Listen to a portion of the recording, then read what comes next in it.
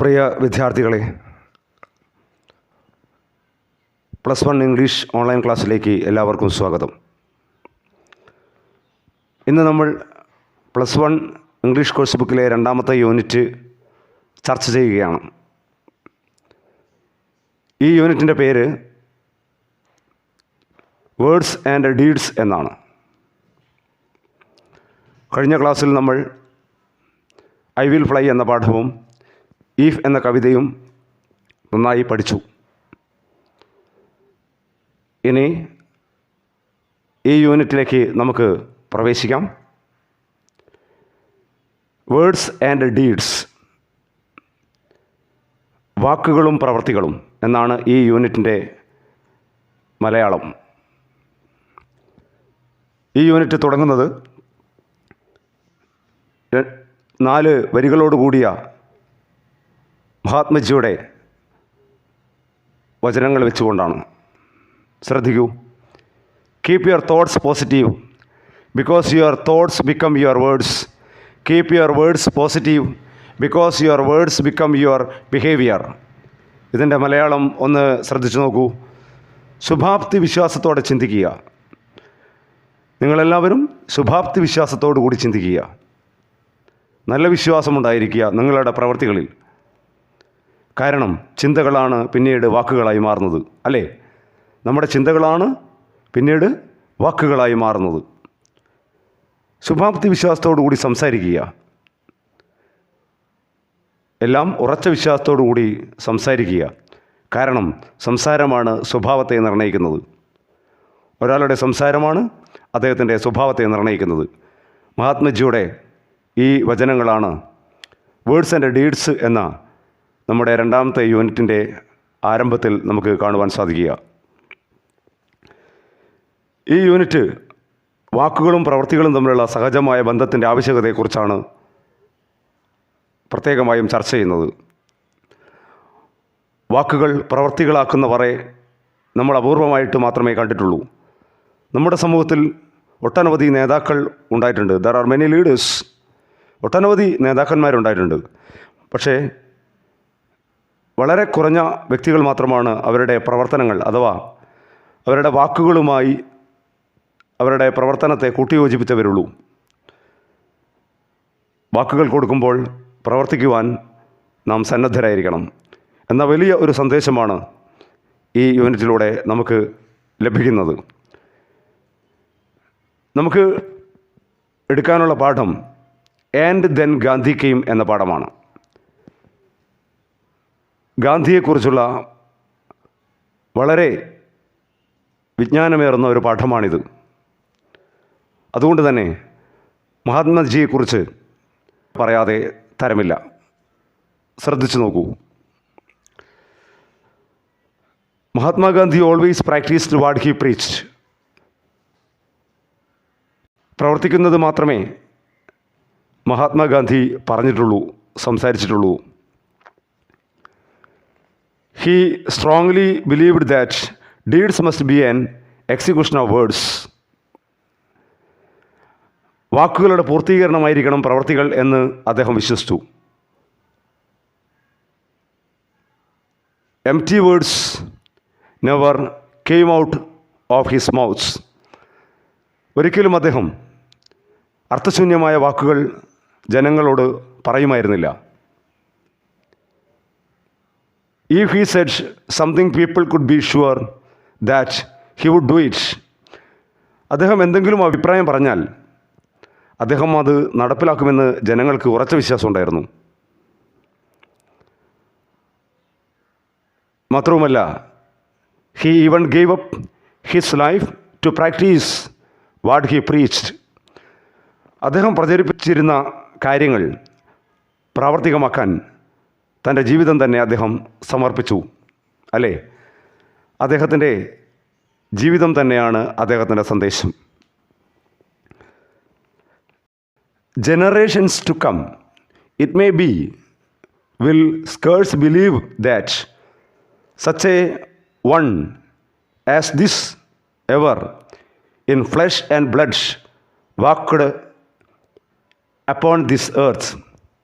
കാലങ്ങൾ കഴിയുമ്പോൾ അഥവാ കാലങ്ങൾ പിന്നിടുമ്പോൾ ഒരുപക്ഷെ ആ തലമുറയ്ക്ക് ഇങ്ങനെ ഒരു മനുഷ്യൻ ഈ ഭൂമിയിൽ ജീവിച്ചിരുന്നുവെന്ന് വിശ്വസിക്കുവാൻ ഒരുപക്ഷെ ബുദ്ധിമുട്ടായേക്കും.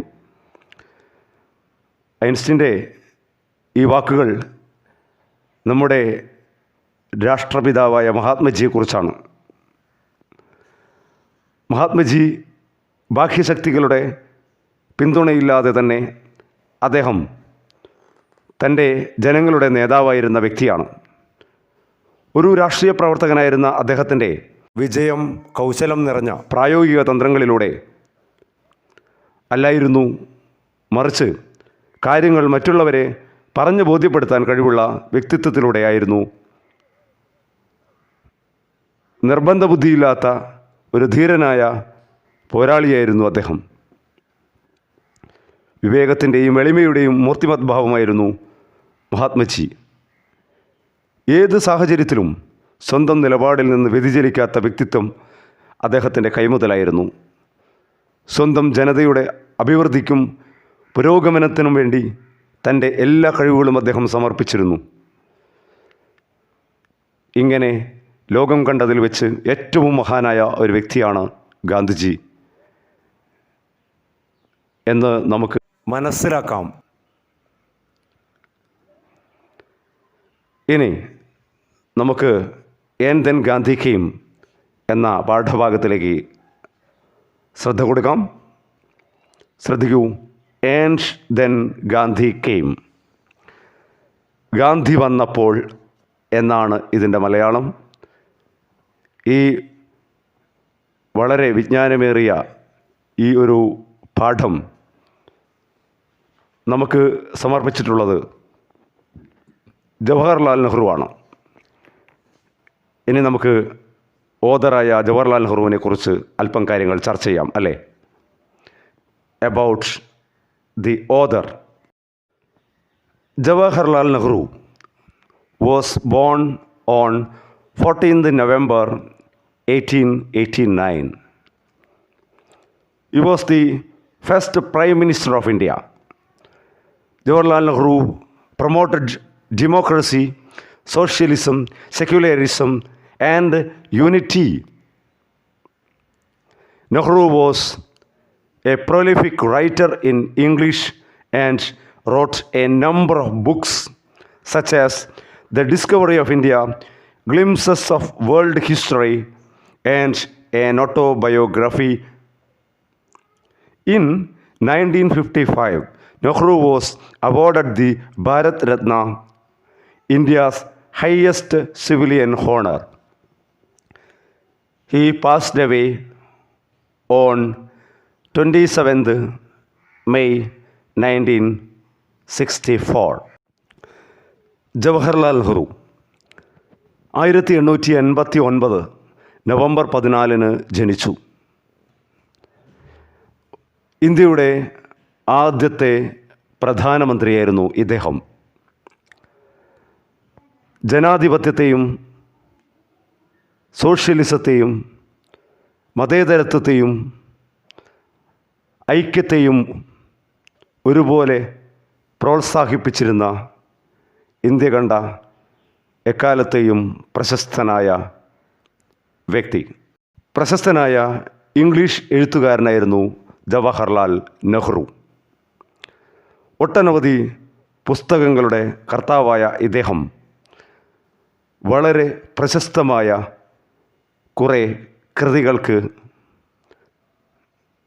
രചന നൽകിയിട്ടുണ്ട്. അത്തരം ചില പുസ്തകങ്ങളിൽ പ്രധാനപ്പെട്ടത് the discovery of India, glimpses of world history, N autobiography തുടങ്ങിയവ ഇദ്ദേഹത്തിൻ്റെ പ്രധാനപ്പെട്ട കൃതികളാണ്. 1955 അദ്ദേഹത്തിന് ഇന്ത്യയുടെ ഏറ്റവും ഉയർന്ന സിവിലിയൻ ബഹുമതിയായ ഭാരത് രത്ന നൽകിക്കൊണ്ട് അദ്ദേഹത്തെ രാജ്യം ആദരിക്കുകയുണ്ടായി. 1964 മെയ് 27 അദ്ദേഹം നമ്മോട് വിട പറഞ്ഞു. Welcome to the chapter.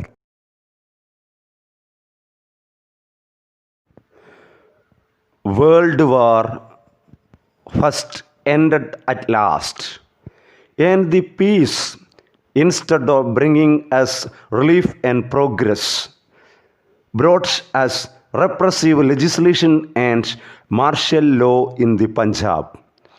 A bitter sense of humiliation and a passionate anger filled our people. We had become a derelict nation. Yet, what could we do? How to change this vicious process? We seemed to be helpless in the grip of some all-powerful monster. Our limbs were paralyzed, our minds deadened.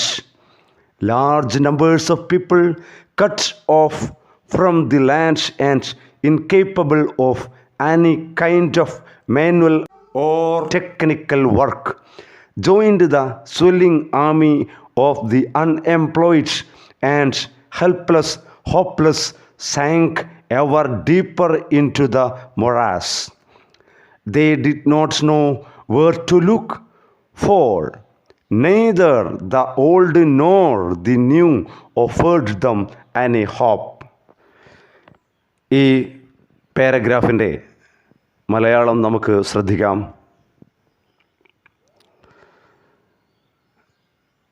World War first ended at last, and the peace, instead of bringing us relief and progress, brought us repressive legislation and martial law in the Punjab. ഒന്നാം ലോക മഹായുദ്ധം അവസാനിച്ചു. യഥാർത്ഥത്തിൽ ഒന്നാം ലോക മഹായുദ്ധം അവസാനിച്ചപ്പോൾ ഇന്ത്യയിൽ സമാധാനവും പുരോഗതിയും ആണ് യഥാർത്ഥത്തിൽ ഉണ്ടാവേണ്ടത്. ജനങ്ങളൊക്കെ കൊതിച്ചു. വലിയൊരു യുദ്ധം സമാപിച്ചല്ലോ. ഇനി എന്തായാലും ഇന്ത്യക്കാർക്ക് അല്പമെങ്കിലും ആശ്വാസത്തോടെ ജീവിക്കാമെന്നായിരുന്നു ഇന്ത്യക്കാരുടെ പ്രതീക്ഷ. 1914 മുതൽ 1918 കാലഘട്ടങ്ങളിലാണ് ഒന്നാം ലോകമഹായുദ്ധം ഉണ്ടായത് എന്ന് നിങ്ങൾ പഠിച്ചു കാണുമല്ലോ. പക്ഷേ ഈ യുദ്ധം അവസാനിച്ചപ്പോൾ ഇന്ത്യക്ക് അല്ലെങ്കിൽ ഇന്ത്യക്കാർക്ക് സമാധാനം വീണ്ടും നഷ്ടപ്പെടുകയാണ് ഉണ്ടായത്. അതിനു പകരം, ശാന്തിക്ക് പകരം ഇന്ത്യയിൽ ഉണ്ടായത് ബ്രിട്ടീഷുകാരുടെ അടിച്ചമർത്തുന്ന ഒരു നയമാണ്.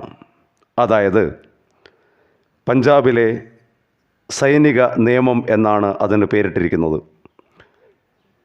ഇവിടെ റെപ്രസീവ് എന്ന വാക്കിൻ്റെ അർത്ഥം അടിച്ചമർത്തുന്ന എന്നാണ് അർത്ഥം.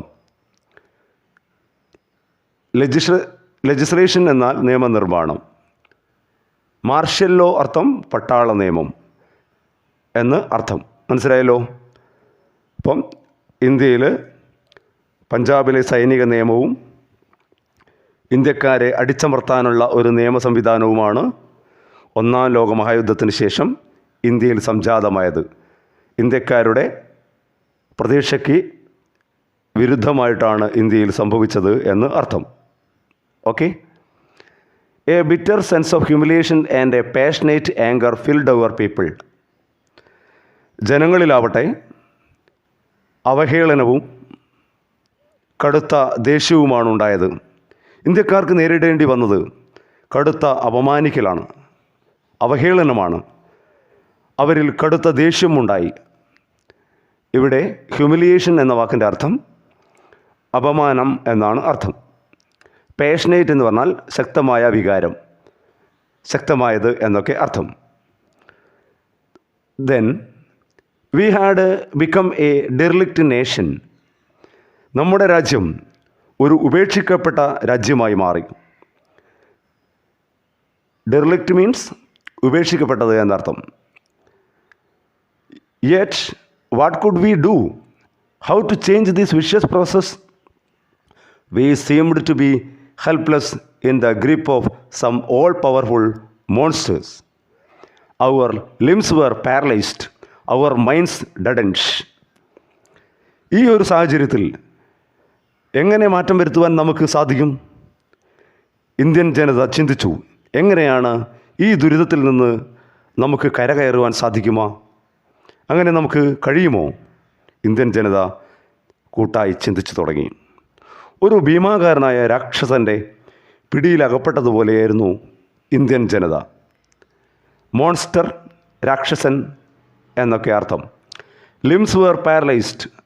അതിൻ്റെ ഭാഗമായി പ്രതീക്ഷയറ്റ ജനങ്ങളുടെ മനസ്സ് തളർന്നു, കൈകാലുകൾ തളർന്നു, ശരീരവും മനസ്സും തളർന്നു.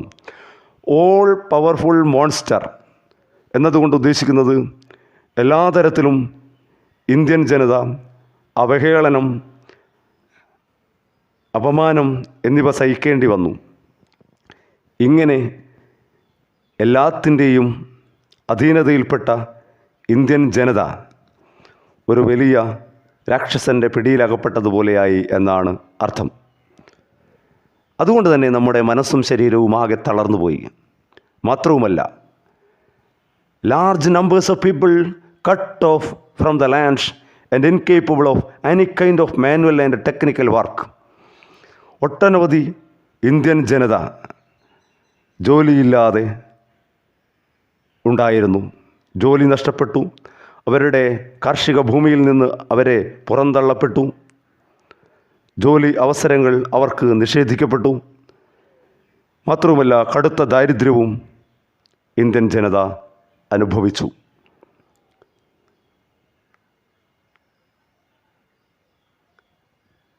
അൺഎംപ്ലോയിഡ് എന്ന് പറഞ്ഞാൽ ജോലിയില്ലാത്ത അവസ്ഥ. സ്വെല്ലിംഗ് എന്നതിൻ്റെ അർത്ഥം വർദ്ധിച്ചു വരിക, കൂടി വരിക, വീർക്കുക എന്നൊക്കെ അർത്ഥം. അങ്ങനെ ഇന്ത്യൻ ജനത ഹെൽപ്ലെസ്, നിസ്സഹായരായി മാറി. ഹോപ്പ്ലെസ്, പ്രതീക്ഷയറ്റവരായി മാറി. Sank ever deeper into the morass, ഒരു ചെളിക്കുണ്ടിൽ അമർന്നതുപോലെയായി. മൊറാസ് എന്ന വാക്കിൻ്റെ അർത്ഥം ചെളിക്കുണ്ട്, ചെളി നിറഞ്ഞ സ്ഥലം എന്നർത്ഥം.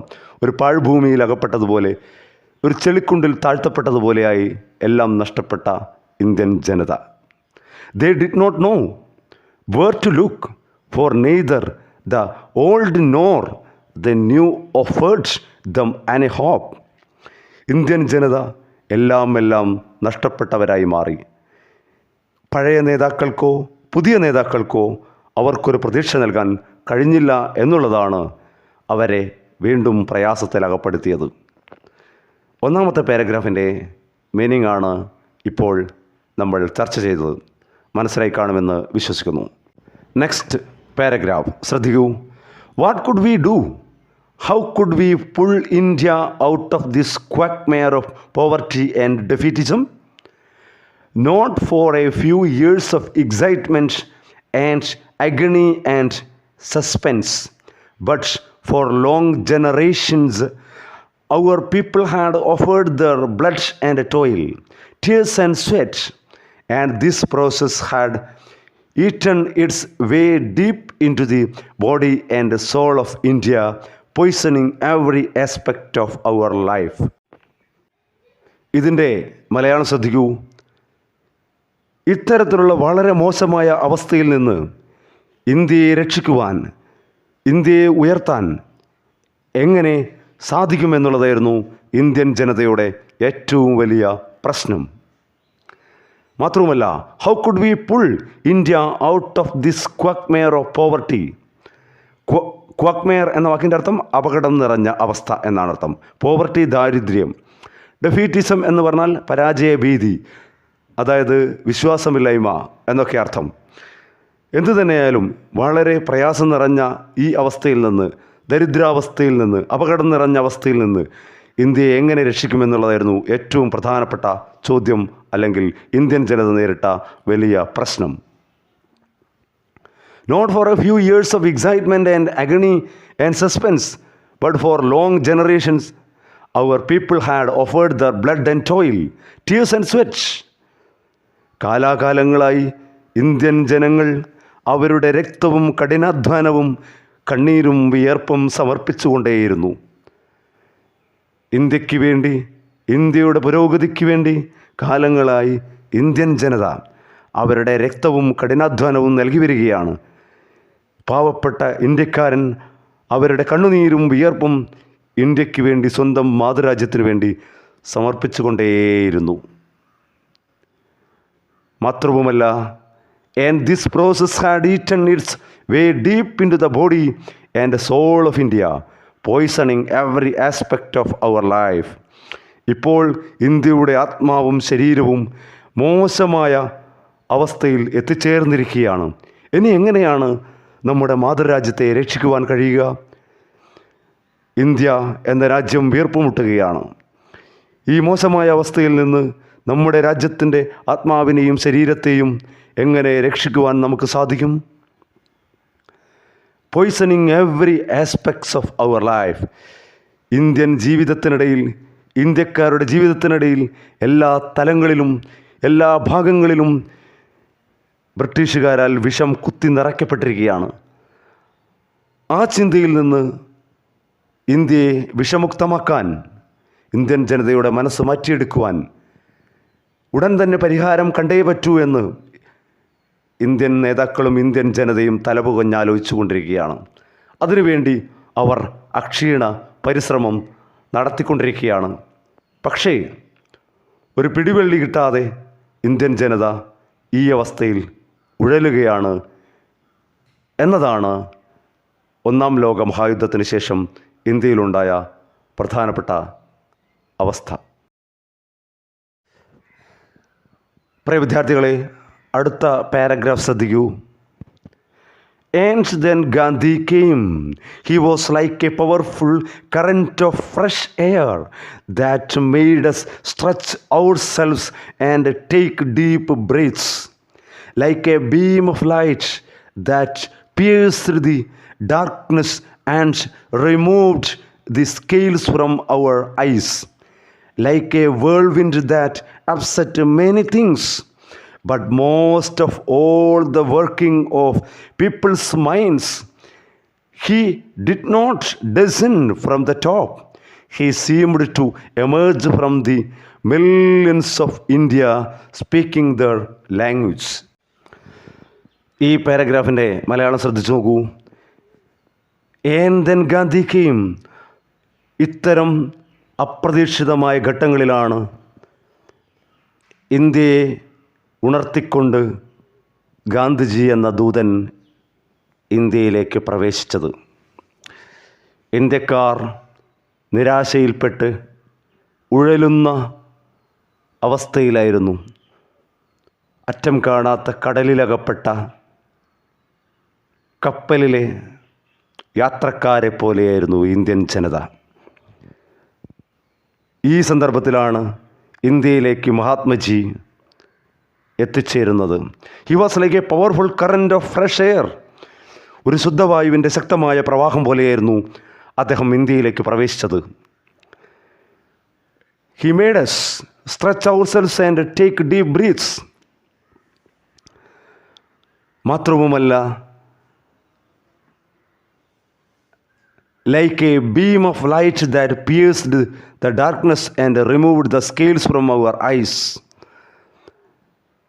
അന്ധകാരത്തിലേക്ക്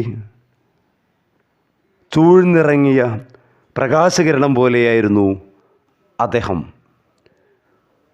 പിയേഴ്സൺ എന്ന് പറഞ്ഞാൽ തുളച്ചു കയറുക, കട്ട് ത്രൂ, മുറിച്ചു കീറുക എന്നൊക്കെ അർത്ഥം. ഡാർക്ക്നെസ്, ഇരുട്ട്. Gandhiji entered like a whirlwind that upset many things. ഒരു ചുഴലിക്കാറ്റ് പോലെ ഇന്ത്യയുടെ സാഹചര്യങ്ങളിൽ അദ്ദേഹത്തിൻ്റെ സ്വാധീനം ആഞ്ഞടിച്ചു. വേൾവിൻഡ് മീൻസ് ചുഴലിക്കാറ്റ്. മാത്രവുമല്ല, ഇന്ത്യയുടെ മനസ്സിൽ അഥവാ ഇന്ത്യൻ ജനതയുടെ മനസ്സിൽ അദ്ദേഹം ചുഴലിക്കാറ്റ് പോലെ ആഞ്ഞു വീശുകയും അദ്ദേഹത്തിൻ്റെ സ്വാധീനമുറപ്പിക്കുകയും ചെയ്തു. He did not descend from the top. വളരെ ഉന്നതമായ പദവിയിൽ നിന്നും വന്ന ഒരു വ്യക്തിയല്ല ഗാന്ധിജി. മറിച്ച് he seemed to emerge from the millions of India speaking their language. അദ്ദേഹം ജനലക്ഷങ്ങളുടെ ഇടയിൽ നിന്നും ഉയർത്തെഴുന്നേറ്റ് വന്ന ആളാണ്. അത്തരം വ്യക്തിയാണ് ഗാന്ധിജി. ആ ജനതയ്ക്ക് വേണ്ടി സംസാരിക്കുകയായിരുന്നു യഥാർത്ഥത്തിൽ ഗാന്ധിജി ചെയ്തിട്ടുണ്ടായിരുന്നത്. Next paragraph. Get off the backs of these peasants and workers, he told us, all of you who live by their exploitation. Get rid of the system that produces this poverty and misery. Political freedom took a new shape then and acquired a new content, much that he said we only partially accepted or sometimes did not accept at all. But all this was secondary. The essence of his teaching was fearlessness and truth, and action allied to these, always keeping the welfare of the masses in view. ഈ പാരഗ്രാഫിൻ്റെ മലയാളം ശ്രദ്ധിക്കൂ. ഇന്ത്യയിലെ പാവപ്പെട്ട തൊഴിലാളികളെയും കർഷകരെയും ഉപദ്രവിക്കാതിരിക്കാൻ അദ്ദേഹം ഇന്ത്യക്കാരെ ചൂഷണം ചെയ്യുന്ന British വർഗത്തോട് ശക്തമായി ആവശ്യപ്പെട്ടു. ബ്രിട്ടീഷുകാരുടെ കീഴിൽ പാവപ്പെട്ട ഇന്ത്യൻ തൊഴിലാളികൾക്കും കർഷകർക്കും വളരെ വലിയ പ്രയാസങ്ങളാണ് നേരിടേണ്ടി വന്നത്. അവരെ ക്രൂരമായി ഉപദ്രവിച്ചു കൊണ്ടിരിക്കുന്ന അധികാരിവർഗങ്ങളായ ബ്രിട്ടീഷുകാരോട് അവരെ ഉപദ്രവിക്കാതിരിക്കുവാൻ വളരെ ശക്തമായ ഭാഷയിൽ ഗാന്ധിജി പ്രഖ്യാപിക്കുകയുണ്ടായി. മാത്രവുമല്ല, get rid of the system that produces this poverty and misery. ഇന്ത്യയിൽ ഒരുപാട് ദുരന്തത്തിനും ദാരിദ്ര്യത്തിനും കാരണമായ ഭരണ സംവിധാനം മാറ്റുവാനും അദ്ദേഹം ബ്രിട്ടീഷ് ഭരണവർഗത്തോട് ആവശ്യപ്പെട്ടു. എക്സ്പ്ലോയിറ്റേഷൻ അർത്ഥം ചൂഷണം ചെയ്യുക, പോവർട്ടി ദാരിദ്ര്യം, മിസറി ദുരിതം. ബ്രിട്ടീഷ് ഭരണത്തിൻ്റെ ബാക്കി പത്രങ്ങളാണ് ഇന്ത്യയിലെ ദുരിതവും ദാരിദ്ര്യവുമെന്ന് അദ്ദേഹം പറഞ്ഞു. അത് മാറ്റുവാനുള്ള ഭരണ സംവിധാനം ഉടൻ തന്നെ നിലനിർത്തുവാൻ ഗാന്ധിജി ശക്തമായി ബ്രിട്ടീഷുകാരോട് ആവശ്യപ്പെട്ടു. മാത്രവുമല്ല, രാഷ്ട്രീയ സ്വാതന്ത്ര്യത്തിന്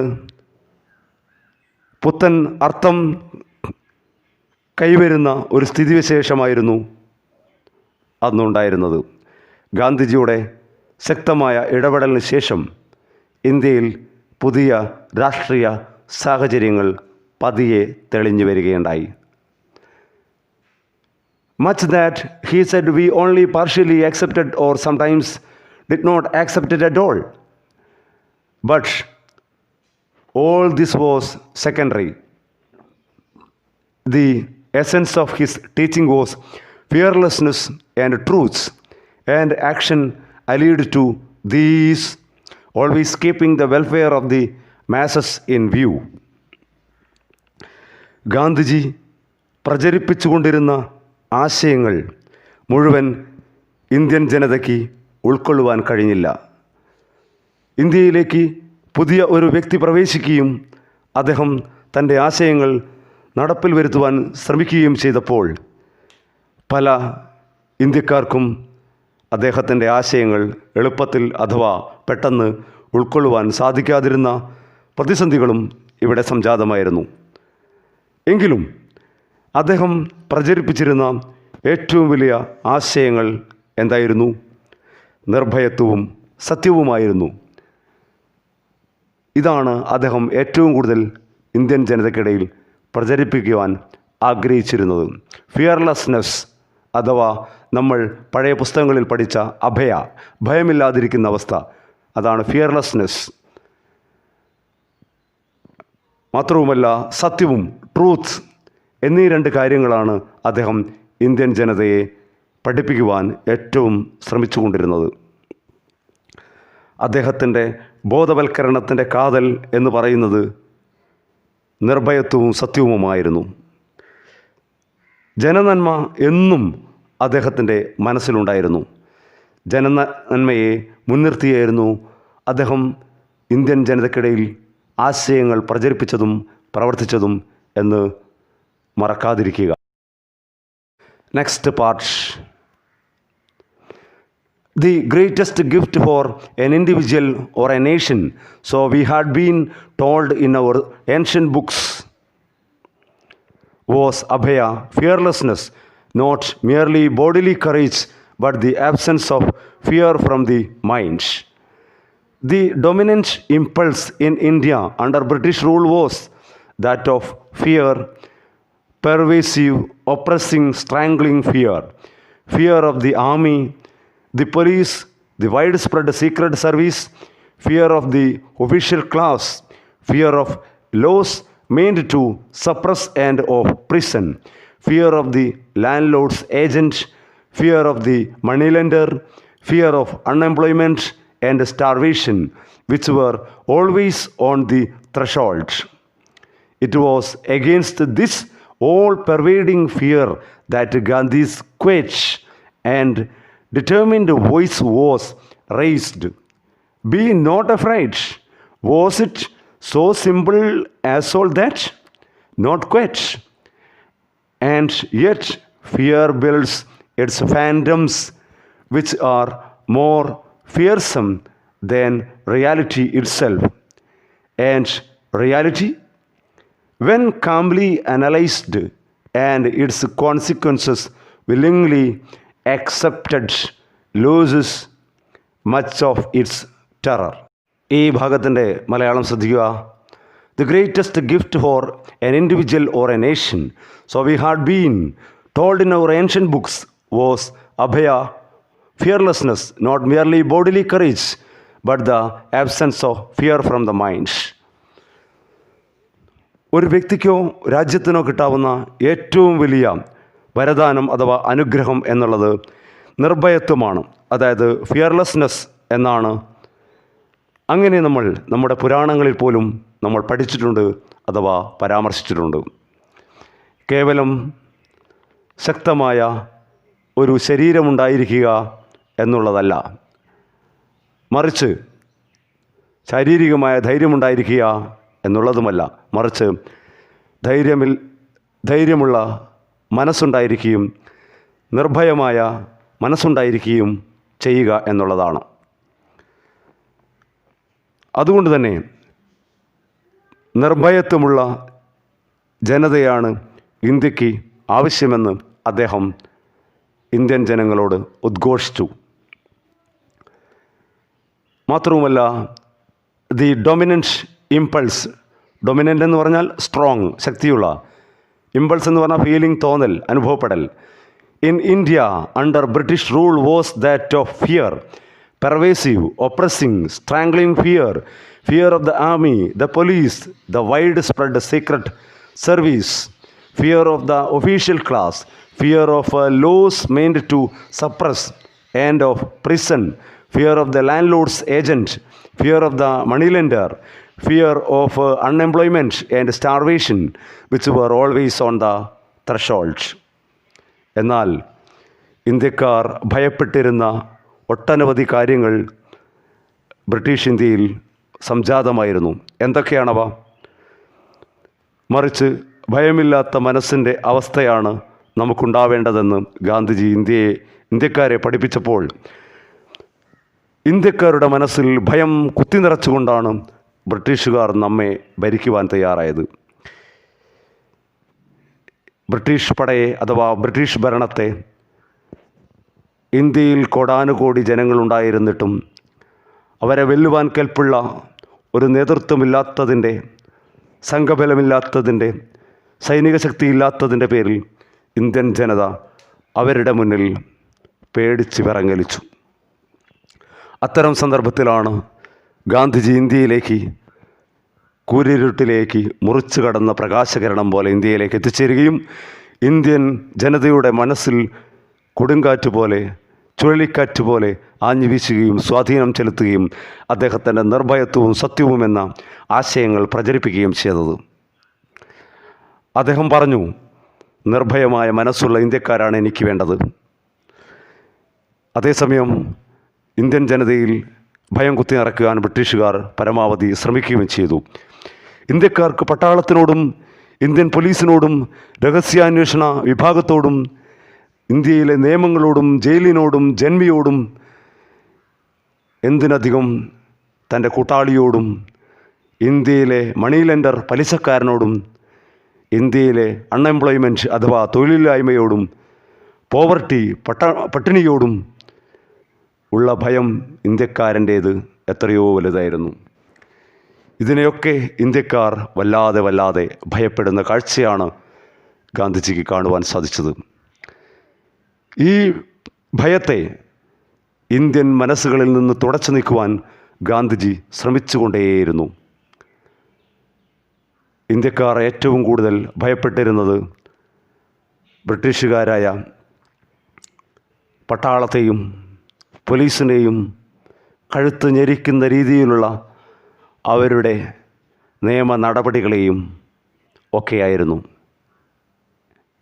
അതിലുപരിയായി കൊള്ളപ്പലിശ ഈടാക്കുന്ന പലിശക്കാരനെയും ഭൂപ്രഭുക്കന്മാരെയും പട്ടിണിയെയും തൊഴിലില്ലായ്മയെയും ഇന്ത്യൻ ജനത ഏറെ ഭയപ്പെട്ടു എന്നുള്ളത് വാസ്തവമാണ്. It was against this all pervading fear that Gandhi's quiet and determined voice was raised. ഇതിനെതിരെ ശക്തമായ പ്രതിഷേധമാണ്, തീരുമാനിച്ചുറച്ച ശബ്ദമാണ് ഗാന്ധിയിൽ നിന്നും ഉയർത്തപ്പെട്ടത്. Be not afraid.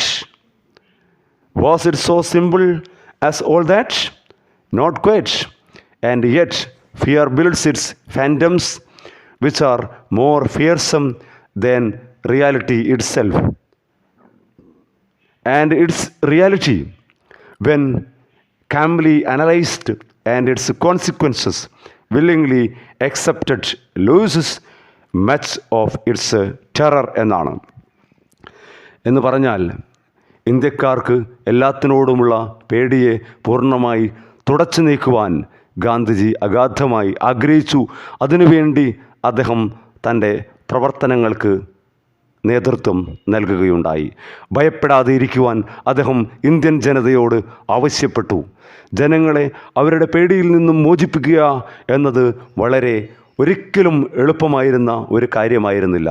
പക്ഷേ അവരെ യാഥാർത്ഥ്യങ്ങളിലേക്ക് കൊണ്ടുവരാൻ, പേടിപ്പെടുത്തുന്ന ഭൂതങ്ങളെ അകറ്റി നിർത്തുവാൻ അദ്ദേഹം പരമാവധി ശ്രമിച്ചു.